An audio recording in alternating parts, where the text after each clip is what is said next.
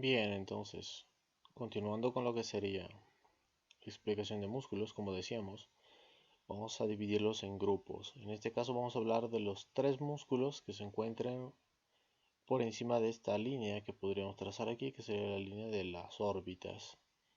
Entonces vamos a ver el primero, que sería el occipito frontal, el segundo, que es el corrugador superciliar, también conocido como corrugador de la ceja, y el tercero, que va a estar relacionado con los ojos, va a ser este de aquí, que tiene una función esfinteriana, es decir, el cierre de una cavidad, que sería el orbicular de los párpados. Estos tres van a estar en un solo grupo debido a que se encuentran más o menos por encima de lo que sería la línea de ambos ojos y además porque tienen la misma inervación. Su inervación proviene de lo que sería el nervio temporal o la rama temporal del nervio facial, séptimo par craneal. Bien, vamos a entonces a describir estos músculos y vamos a empezar por el primero, que sería el occipito frontal. Este es un músculo que podemos decir que es un músculo complejo. ¿Por qué decimos que es un músculo complejo? Vamos a decir que es un músculo complejo porque va a estar formado por dos vientres musculares, como estamos viendo en esta imagen, que serían el vientre frontal y el vientre occipital unidos por una aponeurosis en medio, que es la aponeurosis epicraneal, también conocida como la tercera capa de lo que sería el cuero cabelludo, lo hemos visto. Vamos a hablar entonces por separado de cada uno de sus vientres. Vamos a empezar hablando del vientre que se encuentra adelante, que sería este de acá adelante, sería su vientre frontal. Este vientre frontal va a tener su origen en todo esto de aquí, que sería la aponeurosis epicraneal, es decir, en toda esta región. Desde ahí sus fibras se van a dirigir inferior y anteriormente para ir a insertarse en lo que sería la piel y el tejido celular subcutáneo de las cejas y la frente. Entonces voy a insertar en toda esta región. ¿Cuáles van a ser sus acciones? Bueno, su primera acción va a ser que protrae el cuero cabelludo, es decir, va a ayudar a traer el cuero cabelludo hacia adelante. Su segunda acción va a ser que va a ayudar a elevar lo que serían las cejas. Y cuando esas dos partes o esas dos funciones se den al mismo tiempo, van a aparecer a nivel de lo que sería la frente unas líneas transversales, unas arrugas transversales. Por tanto, se dice que este músculo es el encargado de hacer el gesto de la sorpresa o curiosidad. La otra parte de este músculo occipito frontal lo vamos a ver mejor en la visión lateral. Y sería este de aquí, que es el vientre occipital. Este vientre occipital se va a originar en lo que serían los dos tercios laterales de la línea nucal superior. Es decir, de la línea nucal superior que hemos visto en el occipital, en las dos, vamos a dividir esa línea en tres partes. Y este músculo occipito frontal en su porción o en su vientre occipital se va a originar en los dos tercios laterales. Desde ahí sus fibras se dirigen superiormente y se van a insertar en lo que sería la aponeurosis epicraneal. ¿Cuál va a ser su función? Cuando se contraiga va a retraer el cuero cabelludo, es decir, va a traer el cuero cabelludo hacia atrás y por tanto va a ayudar a las funciones del vientre frontal. Es decir, va a incrementar la capacidad de este vientre frontal para realizar sus propias acciones. Entonces hemos visto el origen y la inserción de ambas partes y sabemos que está inervado por el ramo temporal, que es este de aquí, el ramo temporal del nervio facial. En su vientre frontal y en su vientre occipital la inervación es diferente, es una excepción, porque va a venir de esta rama de aquí, que es otra rama conocida como rama auricular posterior. Entonces, de aquí sería una de las excepciones a la regla que hemos dado de que este grupo de músculos está inervado por lo que sería la rama temporal. En su vientre frontal sí cumple esta función, en su vientre occipital no va a cumplir esta regla. El segundo músculo del que vamos a hablar sería el músculo corrugador de la ceja o también conocido como corrugador superciliar. Este corrugador superciliar se va a originar en lo que sería el extremo medial del arco superciliar, es decir, todo este es el arco superciliar, se va a originar aquí, en su porción medial, la que está más hacia la línea central y más inferior. Y se va a ir a insertar en lo que sería la piel que se encuentra por encima de lo que sería la mitad de este borde supraorbitario y la piel que se encuentra por encima de este arco superciliar, es decir, sus fibras se van a dirigir superior y lateralmente. ¿Cuál va a ser la función de este corrugador de la ceja? Como su nombre dice, va a desplazar las cejas. ¿En qué sentido? Cuando se contraigan estas fibras, va a hacer que estas cejas se dirijan inferior y medialmente. Por tanto, va a ayudar a lo que sería la expresión de concentración o preocupación. El tercer músculo del que vamos a hablar sería el orbicular de los párpados. Este es un músculo, como hemos dicho, esfinteriano. Se llaman músculos esfinterianos a los que tienen esta forma.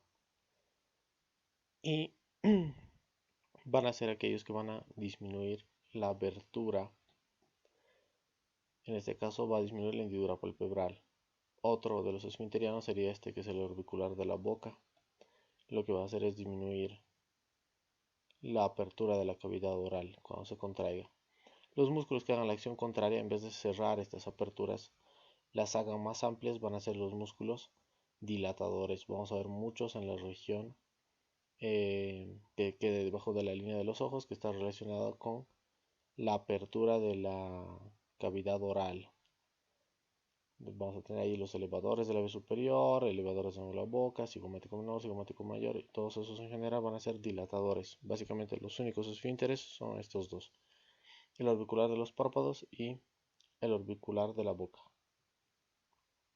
Bien, cuando hablamos de este orbicular de los párpados, también conocido como orbicular del ojo o esfínter orbitario, va a tener su origen en lo que sería el borde orbitario medial, es decir, esta parte de aquí.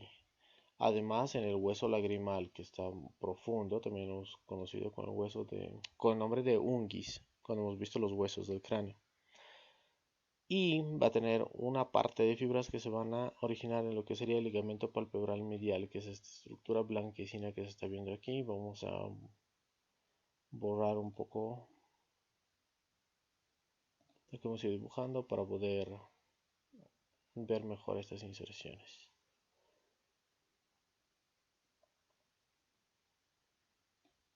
Bien, ahora sí, entonces vamos a proceder a dibujar lo que sería nuestro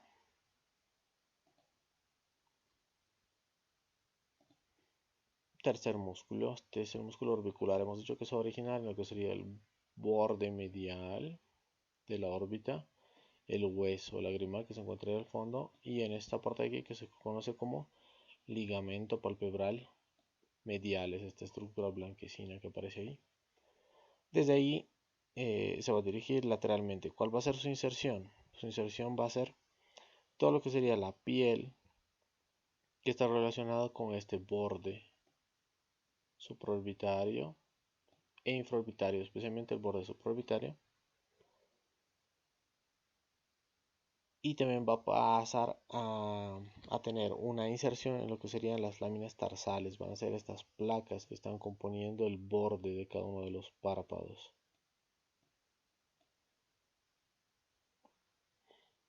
Entonces su inserción va a ser en todo lo que sería el borde orbitario y en las láminas tarsales.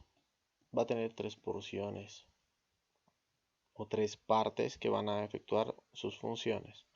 Vamos a tener una porción orbitaria que va a ser la que está más hacia afuera, más cerca al borde orbitario. Y la función va a ser cerrar los ojos con fuerza. Y vamos a tener una porción que se conoce como porción palpebral debido a su relación con las láminas tarsales y los párpados, que va a estar más hacia el medio. Y su función va a ser cerrar los ojos pero con suavidad, por ejemplo durante el pestañeo. Además va a haber una tercera porción que no va a tener una función diferente, sino que simplemente se va a denominar como tercera porción debido a que está en la región lagrimal. Entonces su porción lagrimal. Ese es entonces el tercero de los músculos. Ya hemos visto los tres músculos, el occipito frontal, el segundo que sería el corrugador superciliar y el tercero que sería el músculo orbicular de los párpados. Hemos visto que todos estos van a tener una inervación común que sería la rama temporal del nervio facial o séptimo par craneal. Hemos visto sus orígenes, sus inserciones y sus acciones.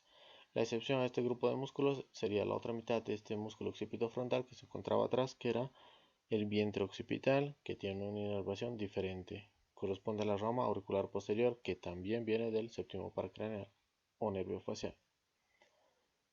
Bien, esos serían los músculos de todo lo que sería la parte superior y todos los que van a estar inervados por ese ramo temporal.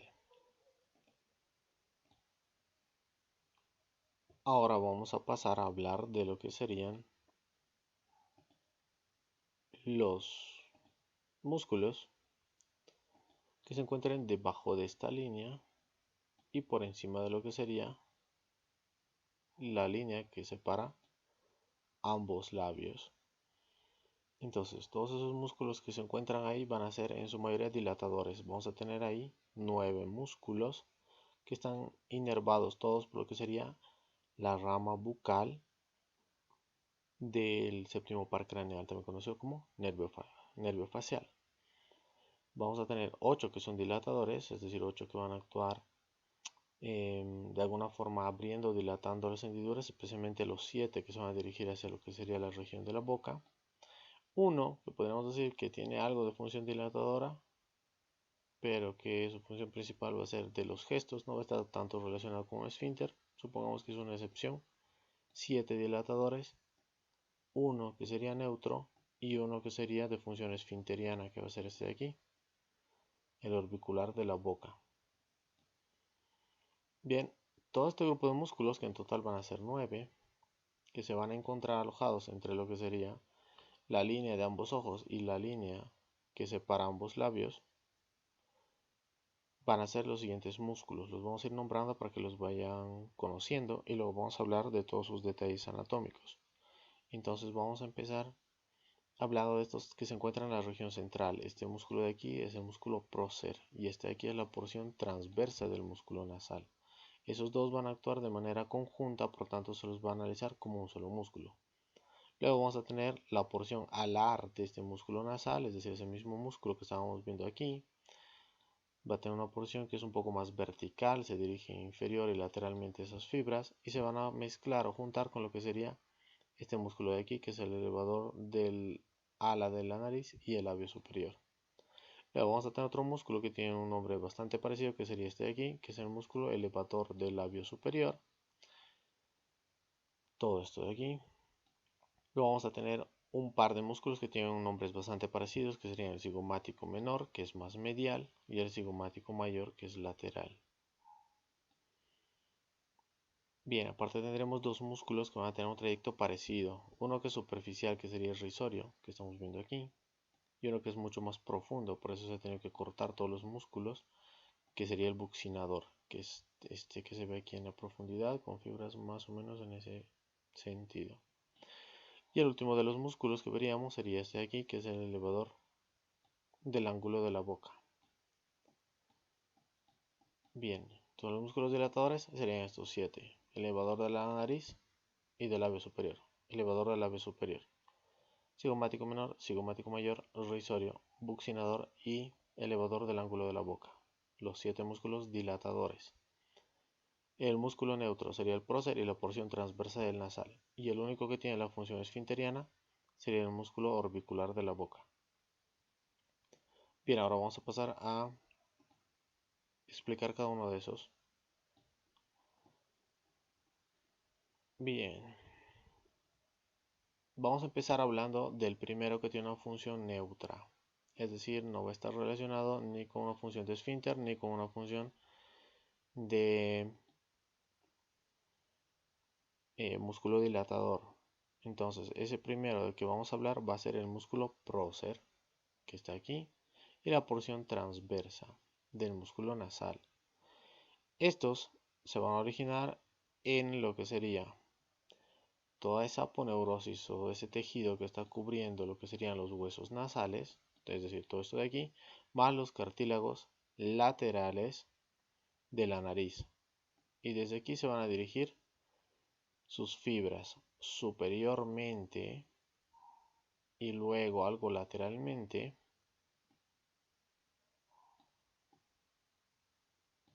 para insertarse en donde, en lo que sería la piel de la parte inferior de la frente, especialmente la piel que está localizada entre ambas cejas.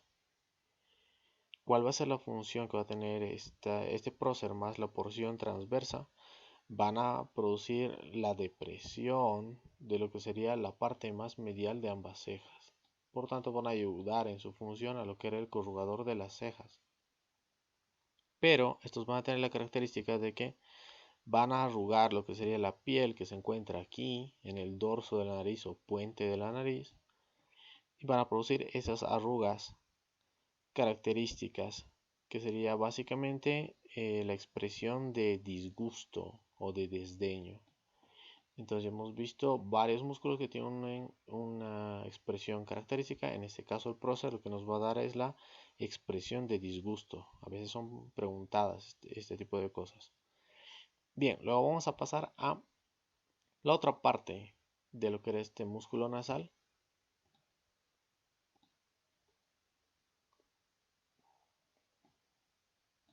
Por tanto, vamos a hablar de lo que sería la siguiente porción, que sería la porción alar de este músculo nasal, es decir, las fibras que hemos dicho que son mucho más verticales, que se mezclan con otro músculo y actúan conjuntamente. Ese otro músculo va a ser el elevador de el ala de la nariz y del labio superior. Tiene ese nombre así de largo. Entonces, estos dos músculos, tanto lo que sería la porción alar del músculo nasal como lo que sería el elevador de la nariz y el labio superior van a actuar de forma conjunta. ¿Dónde se van a originar? Se van a originar en lo que sería la aponeurosis frontal del hueso maxilar, es decir, más o menos en esta región. Desde aquí se van a dirigir inferior y algo lateralmente y se van a insertar en donde, en lo que sería el cartílago alar mayor de lo que sería la nariz. Lo vamos a ver cuando veamos cavidad nasal, pero van a ser los cartílagos que se encuentran a este nivel. Entonces, ¿cuál va a ser la función que van a cumplir estos? La función va a ser principalmente dilatar esta apertura que se conoce como narinas, es decir, la apertura externa de lo que sería la cavidad nasal. Como por ejemplo lo que se hace cuando una persona está muy enojada, prácticamente furiosa, o durante el ejercicio intenso. Y además puede ayudar a elevar en algo mínimamente lo que sería el labio superior, de ahí su nombre de elevador de la nariz y del labio superior. Pero principalmente función relacionada con las narinas. Bien, ya hemos visto el segundo de los músculos. El tercero de los músculos va a ser el elevador del labio superior. Este músculo elevador del labio superior se va a originar en todo lo que sería el borde infraorbitario, es decir, en toda esta región. Y desde aquí, desde este borde infraorbitario del maxilar, se va a dirigir inferior y medialmente hacia lo que sería el labio superior. Este músculo va a actuar juntamente con otro que se encuentra justo a su lado, que sería este de aquí, el cigomático menor. Este cigomático menor, como estamos viendo, se va a originar en lo que sería la superficie anterior del hueso cigomático o malar y desde ahí sus fibras se dirigen inferior y medialmente hacia lo que sería el labio superior. Por tanto, ambos músculos van a tener orígenes similares, muy cercanos, e inserciones en el mismo lugar. Ambos se insertan en el labio superior y por tanto tienen la misma función en común. Lo que van a hacer es ser parte del grupo de, como hemos dicho, dilatadores, en este caso lo que sería la apertura de la cavidad bucal, y más específicamente lo que van a producir es una elevación y una eversión de lo que sería el labio superior. Como van a elevar y evertir este labio superior cuando se contraiga, van a aumentar o incrementar lo que sería la profundidad de este surco que se encuentra aquí entre la nariz y el labio, que por tanto se denomina surco nasolabial. Bien, pasaríamos a lo que sería un grupo de músculos que van a tener como característica que todos se van a insertar en lo que sería el ángulo de la boca, también conocido como el modiolo, es decir, esta parte de aquí. Entonces, ¿cuáles van a ser esos músculos que se van a insertar a ese nivel? Vamos a tener el cigomático mayor, que va a tener su origen en lo que sería la superficie lateral del hueso cigomático o malar, de ahí su nombre, y se va a dirigir inferior y medialmente hacia lo que sería el ángulo de la boca. Luego vamos a tener que este va a actuar de manera conjunta con uno que está más profundo que todos estos. En el cadáver en disección tendríamos que hacer un corte a nivel de estos músculos para que podamos ver el músculo que se encuentra por debajo, que es este de aquí, que es el elevador del ángulo de la boca. Este elevador del ángulo de la boca se va a originar en lo que sería el maxilar, en la parte que queda por debajo del foramen infraorbitario, es decir, en toda esta región que es conocida como fosa canina. La habíamos visto al ver maxilar. Esta fosa canina entonces va a ser el origen y desde aquí las fibras se van a dirigir inferiormente, algo medialmente, pero principalmente de forma inferior, hacia lo que sería otra vez el ángulo de la boca o modiolo. Es decir, aquí si lo veríamos en la profundidad, tendríamos unas fibras que vienen ahí al fondo, más o menos desde este punto hasta esta inserción. Por tanto, se va a insertar también el ángulo de la boca y ambos van a tener una función en común, que van a hacer principalmente elevar lo que sería la comisura labial, es decir, elevar este punto donde se juntan ambos labios y dirigirlo superior y lateralmente, como por ejemplo cuando sonreímos, si es que aparece en ambos lados, y si es en un solo lado sería más o menos la expresión de desdén. Además de estos músculos hemos mencionado a dos que tienen un recorrido más o menos en la misma dirección, las fibras, pero uno de ellos va a ser superficial, que se encontraba aquí, que es el risorio, y otro músculo que se encuentra aquí en la profundidad, que es el buccinador. Entonces vamos a hablar primero de lo que sería ese risorio, por ser más superficial. El risorio se va a originar en lo que sería esta estructura de aquí, que es la glándula parótida, más precisamente en su envoltura o en su cobertura, es decir, en la fascia parotidia.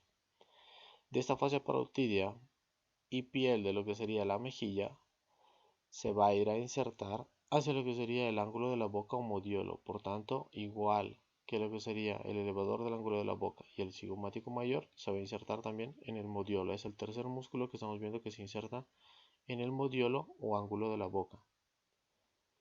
¿Cuál va a ser su función?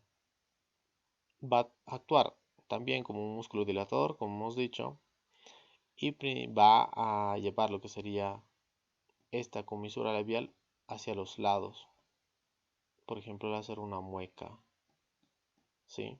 Es un músculo que actúa, digamos, de forma accesoria, no tiene una función principal como los otros que sí que van a desempeñar, si ustedes quieren, expresiones claramente diferenciables. Este es más bien un músculo que ayuda a los otros en sus funciones, especialmente al cigomático mayor y al elevador del ángulo de la boca.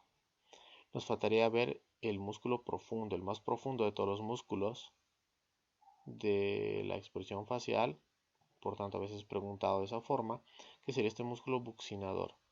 Este músculo buccinador, también conocido como músculo de la mejilla, va a estar hipertrofiado, por ejemplo, en las personas que soplan la trompeta, debido a que este es el músculo que previene que los cachetes sean dilatados cuando hay una gran presión al interior de la boca, por ejemplo, al inflar un globo.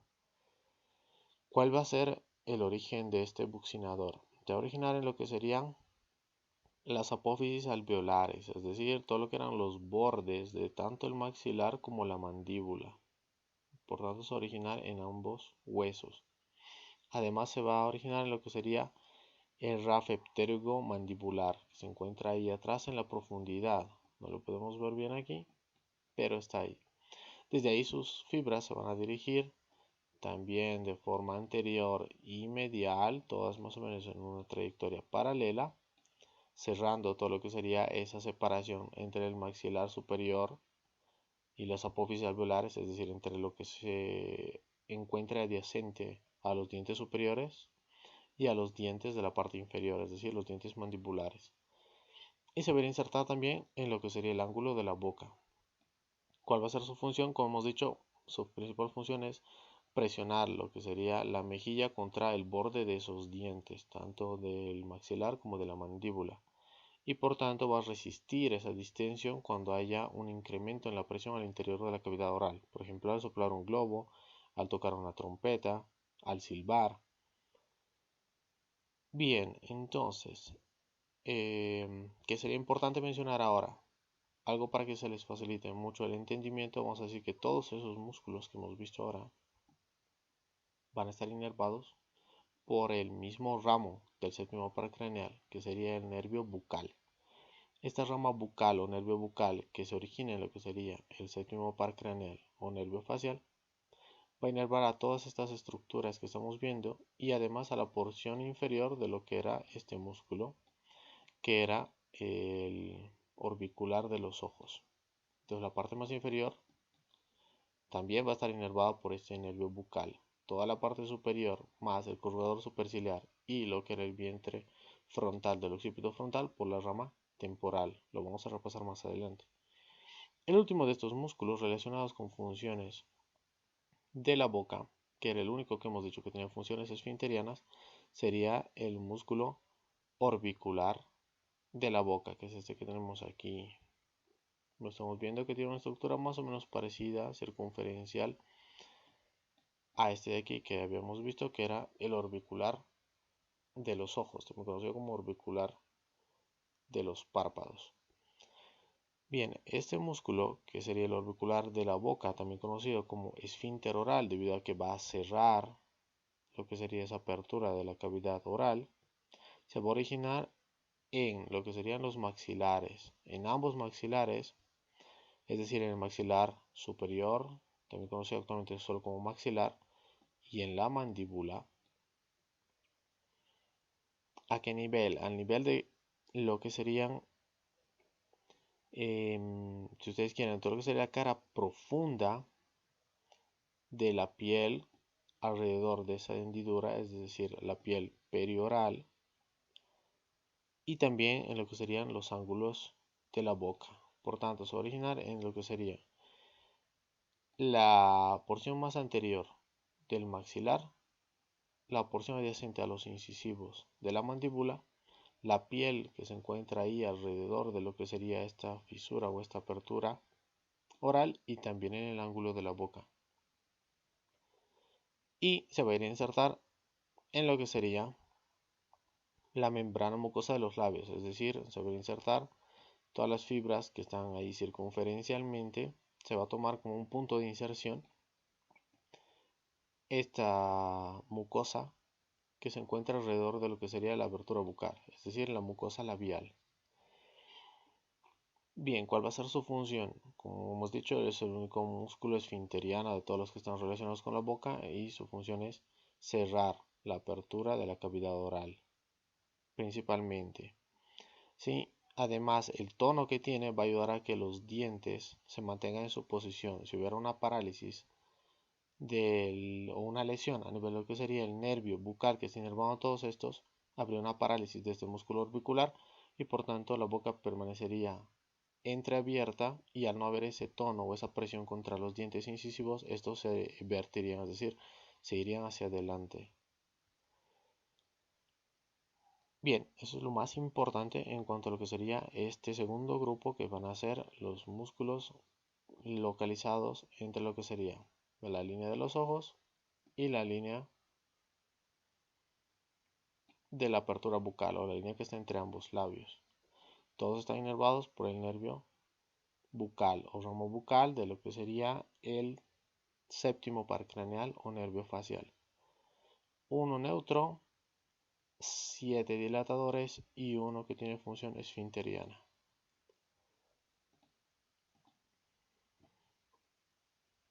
Bien, lo que vamos a hacer ahora es borrar todo lo que hemos hecho.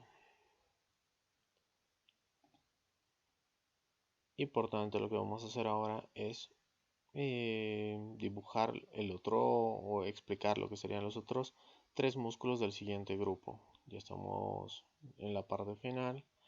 Explicaríamos ahora otra vez con rojo para hacer la diferencia los músculos que se van a encontrar debajo de esta línea que separa ambos labios. Solo vamos a tener tres. Estos tres músculos que van a ser el depresor del ángulo de la boca, lo están viendo aquí de forma más o menos triangular. El depresor del labio inferior, que es este de aquí, es uno más o menos rectangular.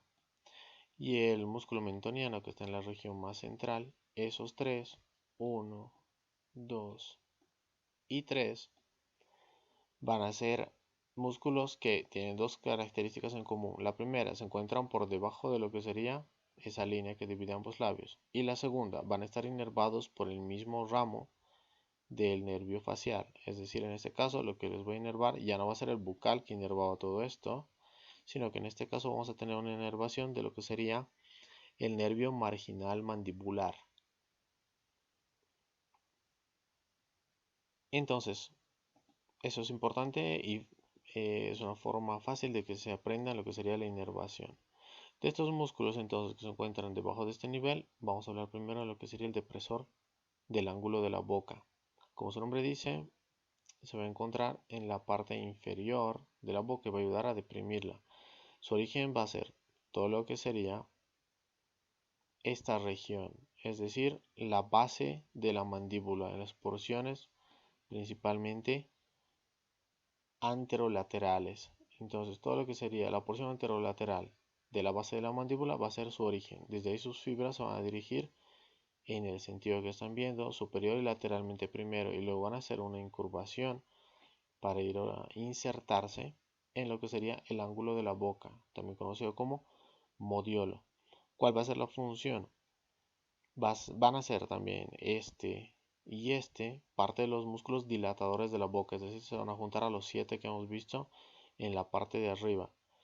Y su función, como su nombre dice, va a ser deprimir el ángulo de la boca, como cuando se quiere expresar una sensación de tristeza. El siguiente músculo que vamos a ver, el segundo, sería el depresor del labio inferior. Este depresor del labio inferior se va a originar en lo que sería el cuerpo de la mandíbula, ya no en la base, ya no en la parte que está más abajo, sino en el cuerpo ya de la mandíbula, en las porciones anterolaterales, pero del cuerpo de la mandíbula, más o menos por esta región. Sus fibras se van a dirigir superior y medialmente y se van a insertar en lo que sería el labio inferior. ¿Y cuál va a ser la función que va a tener este labio? Va a tener dos funciones. Va a ser lo que sería la depresión y también la eversión del labio inferior. Por ejemplo, cuando un niño pequeñito se pone triste y lleva este labio hacia abajo y hacia adelante. Entonces una sensación de máxima tristeza va a estar dada principalmente por este músculo que sería el depresor del labio inferior. El tercer músculo que nos falta sería el mentoniano. Este músculo mentoniano se va a originar también en el cuerpo de la mandíbula, pero en regiones más mediales, especialmente en la parte que se encuentra en la región anterior, justo debajo de la línea que corresponde o del nivel que corresponde a los incisivos. Desde ahí se va a dirigir sus fibras superiormente y se van a insertar en lo que sería la piel del mentón, es decir, toda esta parte de aquí. Y lo que sería el surco mentolabial, se llama así porque está entre lo que sería el mentón que está por debajo y el labio que está por arriba. Entonces voy a insertar en todas estas regiones, en la piel que se encuentra en el surco mentolabial. ¿Y para qué va a servir este mentoniano o cuál va a ser su acción principal? Va a ayudar a elevar y a protruir el labio inferior, es decir, va a ayudar en lo que sería la expresión de la duda o el desconcierto. Bien, esos son los tres músculos que nos faltaría ver en esa parte inferior. Y el último músculo de la expresión facial sería el músculo platisma. Este músculo platisma es este que están viendo aquí. Es un músculo sumamente delgado, difícil de ver en las disecciones anatómicas, porque frecuentemente no se encuentra como un músculo completo, sino como pequeños hilos de fibras musculares dentro del tejido celular subcutáneo.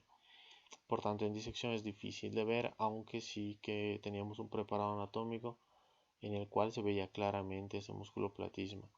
Va a estar un poco más desarrollado en los hombres, porque es un músculo que se va a utilizar, que los hombres utilizan para tensar la piel del cuello, por ejemplo, cuando se están rasurando la región más inferior de la barba. Este platisma, entonces, vamos a ver dónde se origina. Este se va a originar mucho más abajo, en la piel y el tejido celular subcutáneo que se encuentra alrededor de la clavícula, es decir, la piel y el tejido celular subcutáneo supraclavicular e infraclavicular, alrededor de ese hueso que se encuentra ahí abajo en la parte más inferior del cuello. Desde ahí sus fibras sumamente largas van a subir hacia lo que sería la parte más inferior de la mandíbula. Por tanto, vamos a tener sus inserciones en lo que sería la base de la mandíbula, principalmente. Además, va a llegar a lo que sería la piel que se encuentra en el labio inferior. Algunas fibras van a pasar cubriendo todos estos músculos que estamos viendo. Entonces van a tener unas fibras superficiales que llegan hacia lo que sería la piel del labio superior, otras fibras que se extienden por este borde hacia lo que sería la piel de la mejilla, y también alguna que otra va a llegar hacia lo que sería el ángulo de la boca. Por tanto, van a ser fibras muy largas que vienen desde las regiones de piel y tejido celular subcutáneo, supra y infraclaviculares, ascienden por todo el cuello, recubriendo las porciones anterolaterales del cuello a ambos lados. Se verá insertar en lo que sería el borde de la mandíbula la mayor parte de las fibras, aunque algunas fibras van a pasar hacia lo que serían los labios inferiores, el ángulo de la boca y algunas otras hacia lo que sería la piel de la mejilla. ¿Y cuál sería la función que tiene? Va a ayudar a deprimir la mandíbula, aunque no es su principal función, simplemente ayuda o coadyuva de forma mínima, pero sí que va a ayudar a tensar la piel de lo que serían las regiones anterolaterales del cuello. Este platisma, como están viendo, estaría en un nivel diferente de los otros, por tanto también tiene una inervación diferente. Va a estar inervado por lo que sería el ramo cervical de ese séptimo par craneal, también conocido como nervio facial, que es el que da la inervación a toda la musculatura de la cabeza a través de sus diferentes ramas. Con eso hemos acabado todo lo que serían músculos, músculos faciales, también conocidos como músculos del cuero cabelludo.